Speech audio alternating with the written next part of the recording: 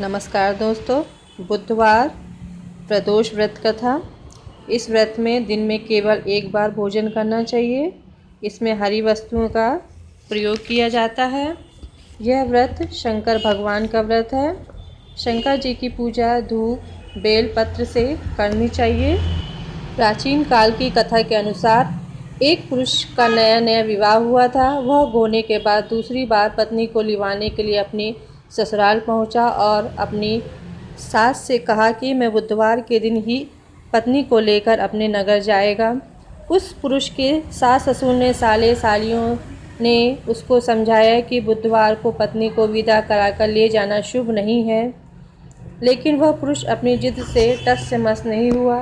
विवश होकर सास ससुर को अपने जमाता को पुत्री को भारी मन से विदा करना पड़ा। पति पत्नी बैलगाड़ी में चले जा रहे थे। एक नगर के बाहर निकलते ही पत्नी को प्यास लगी। पति लौटा लेकर पत्नी के लिए पानी लेने गया। पानी लेकर जब वो लौटा तो उसे क्रोध और आश्चर्य की सीमा न रही, क्योंकि उसकी पत्नी किसी अन्य पुरुष के लाए हुए लोटे में से पानी पीकर हंस हंस कर बातें कर रही थी। क्रोध में आग बबूला होकर वह उस आदमी से झगड़ा करने लगा, मगर यह देखकर उसके आश्चर्य की सीमा न रही कि उस पुरुष की शक्ल उस आदमी से हूबहू एक सी मिलती थी।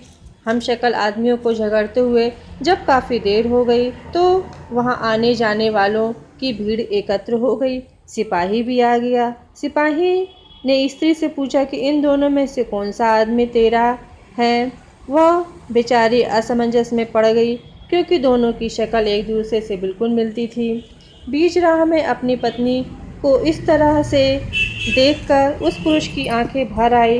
वह भगवान शंकर से प्रार्थना करने लगा कि हे भगवान, आप मेरी और मेरी पत्नी की रक्षा करो। मुझसे बड़ी भूल हुई जो मैं बुधवार को पत्नी को विदा कर लाया। भविष्य में ऐसा अपराध कदापि नहीं करूँगा। उसकी यह प्रार्थना जैसे ही पूरी हुई, दूसरा पुरुष अंतर्ध्यान हो गया और वह पुरुष सकुशल अपनी पत्नी के साथ अपने घर पहुँच गया। उस दिन के बाद पति पत्नी नियम पूर्वक बुधवार प्रदोष का व्रत रखने लगे। जय शिव शंकर। बुधवार प्रदोष व्रत कथा समाप्त। ओम नमः शिवाय। दोस्तों, आपको बुधवार प्रदोष कथा अवश्य पसंद आई होगी। कमेंट्स करके बताइएगा। नमस्कार।